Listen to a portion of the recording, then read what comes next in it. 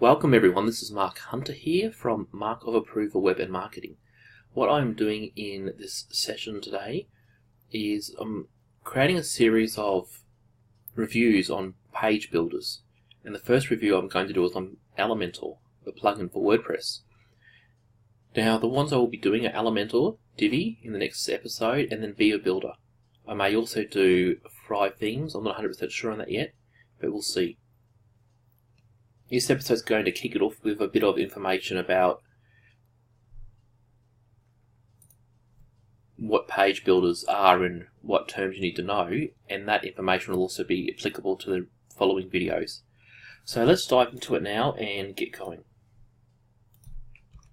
So this is what we'll cover: the basic vocabulary when dealing with page builders, such as rows and columns, criteria for marking the page builder, so assessment criteria, and real life dive into using the page builder in each section. In this one it'll be Elementor. So here's the basic vocabulary. We'll start with rows. Rows can also be known as sections. These are the top level containers. So they're the very first thing you put something into. You can apply edge to edge backgrounds to them and other background effects, but they do contain your data. Columns on the other hand go into the rows. You can have multiple columns on one row and then columns below that to the left and right of each other, and multiple column sets. They typically stack vertically on mobile devices. And then finally we have modules. These are sometimes referred to as page builder widgets, although do not confuse this with WordPress's widgets. These are quite different. An example includes pricing tables, headlines, opt-in boxes, sliders, all that sort of relevant things you need to build a web design in the modern day. So let's look at some examples of some of these layouts now. I am going to use my website as an example. Now, if you look here, we've got one row which contains a menu. Now don't get confused and think that this is a row, which it is, but don't think that this is a column and this is a column and this is a column. This is one module, and one module actually contains the output. Likewise, we have another row below this, and in this row we have two columns, one column here and one column here. Now this column here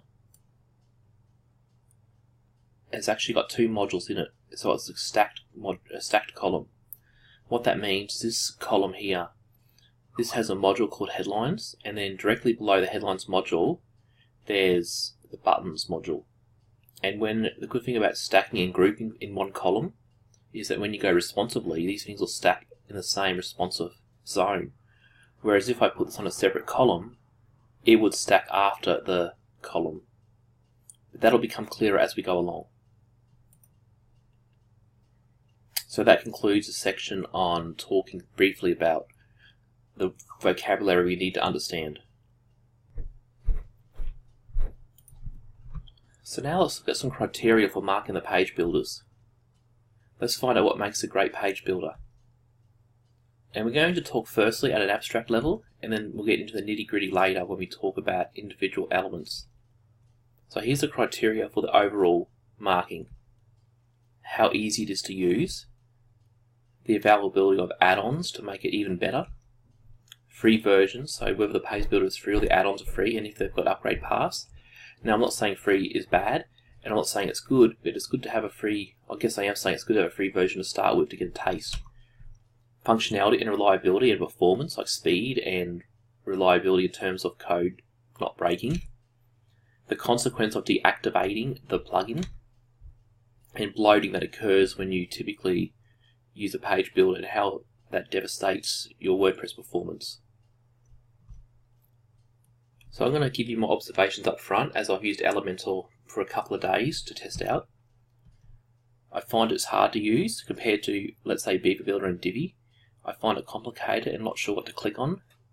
And when I do know what to click on, I still get confused because I'll show you that in the real life demonstration, but it's a little more confusing than the other two. Add-ons. There's a few free add-ons in the WordPress repository which are neat. There's also the ability to upgrade for more add-ons. And also you get more features, which is pretty nice. but I do not have the upgrade version of this one, only Divi and Beaver Builder.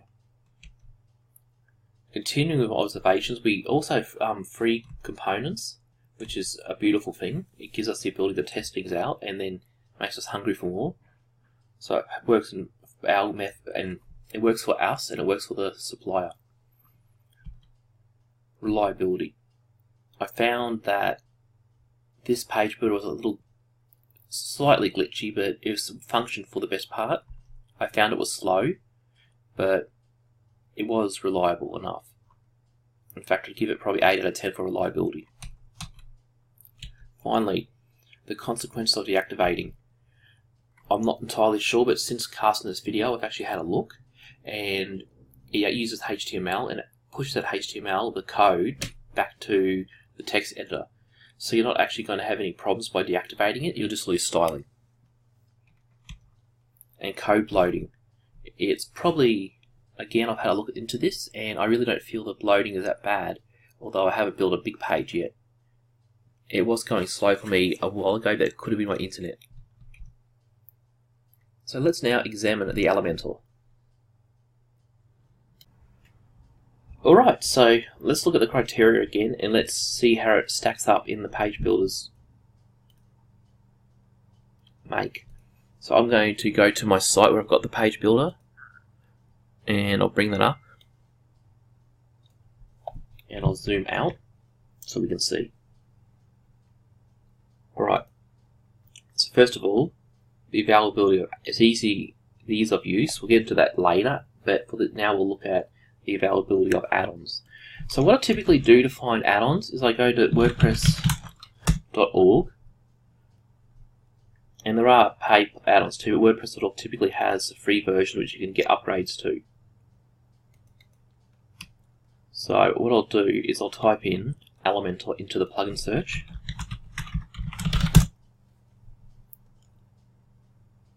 And what I find is there's quite a few on this page.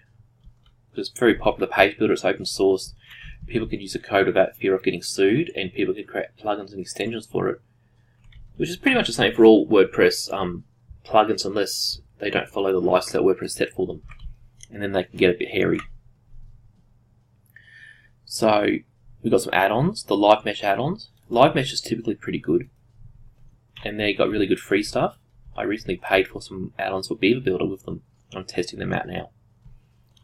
And this is another great plugin for it, Anywhere Elementor. It lets you create a whole page template as a shortcode and put it in another page. That's pretty neat, and I like that.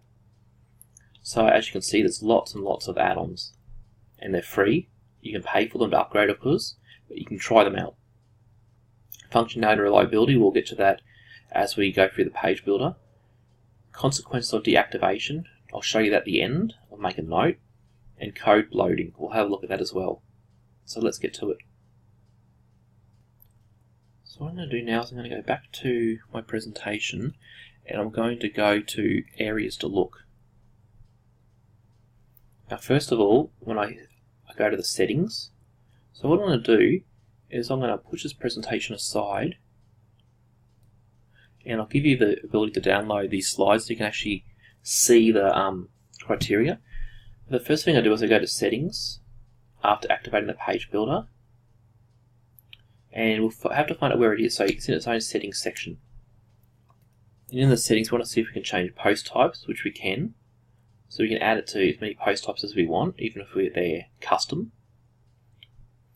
We can exclude roles, we can block users, we can set content width. Let's see if we can do that.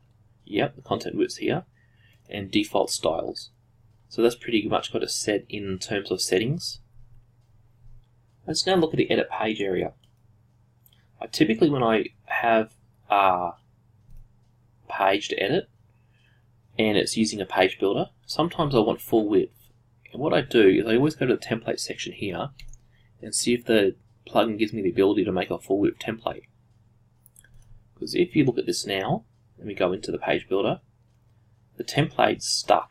So we can only edit this area here, because any typical theme has a content area which is blocked off, And that's how WordPress works.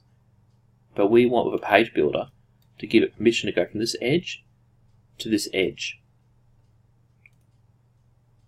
So if I get out of this and go back to the dashboard, let's see, we've got Elementor canvas, we can update that. And then once we go to the sample page, you'll see it removes the header and the footer, and it pushes the white space out. So if we edit with Elementor, and another thing, in the page editing view, which I'll mention soon, on the front end, it's good that it gives us the ability to edit it here. So let me bring back my criteria and see if I can duplicate this. Okay, and I'll push the duplicate out. That way I've got another screen to see while I share my screen of view. Areas to look, okay.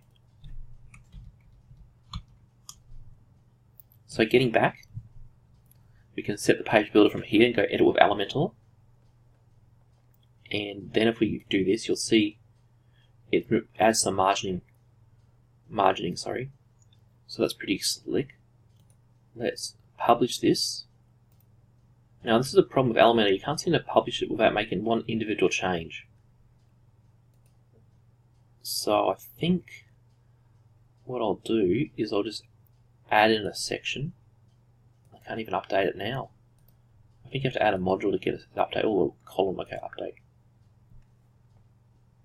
And then we'll go back to the dashboard.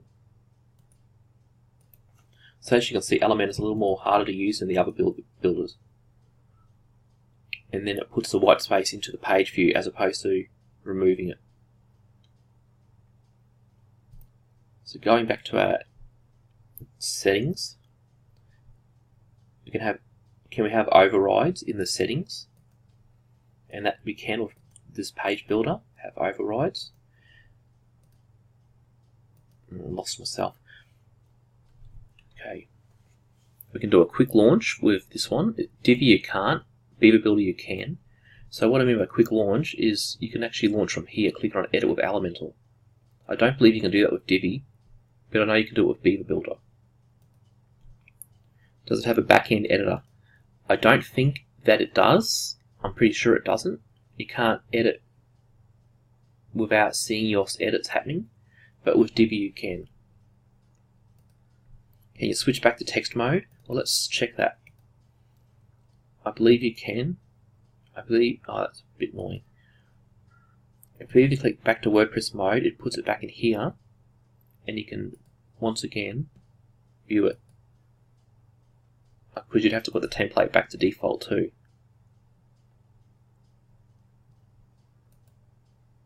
So templates and libraries, do they have their own libraries? I know this one does. You can put your own library in here, or you can import a library. You can also get a library from the Elementor repository. So I can make this canvas. Click here, and I can actually go add template and choose any template I want. Well, not anyone that's not pro, unless I have a pro version. So I might choose this one and insert it. Now it seems to take longer than Beaver Builder to insert a template, so while it's doing that, let's continue. Does it have responsive previews? Default styles or CSS editing? Now it does not have CSS editing in the free version. Beaver Builder does. I don't know about Divi, but Divi doesn't have a free version. I think you can add CSS with Divi. It has default styles. I think Divi does too, but Beaver Builder typically doesn't unless you're using an add-on. And responsive previews. So let's check responsive previews now. So if we give it a typical preview, I might zoom out here because I'm on a small screen. Let's say this is what it typically looks like. Can we actually view this in terms of responsiveness? And the answer is yes. We go to tablet mode and we can view that. And it's pretty nice the way it does it. Beaver Builder has a responsive viewer too, but it's a bit clunky. Well, not clunky, but it's not reliable. And a mobile version. So that's pretty cool to see that. Let's get add there. Can you undo actions? So let's say, and this is where Beaver Builder really doesn't hit the mark, although I love it the most. Divi and Elementor allow you to remove things, undo things. So if I was to delete a column, and then I click Control Z to undo, although you've got to be on the right focus, it puts it back. However, if I try to refresh this, it will warn me that the page has not been saved. Now, Beaver Builder actually has the ability to auto-save, which probably makes up for its ability not to undo. But that's also risky, because if you make one mistake with Beaver Builder, you pretty much have to scrap your whole thing if it's a critical mistake, unless you do a save as a draft and then go back into it. Once I save the draft, I don't seem to be able to publish it again. So that's a bit of clunky. So that we need to be able to actually publish it. So I'll probably have to make one individual change, such as changing the color of a button, to be able to update it, to therefore be able to push it out to here.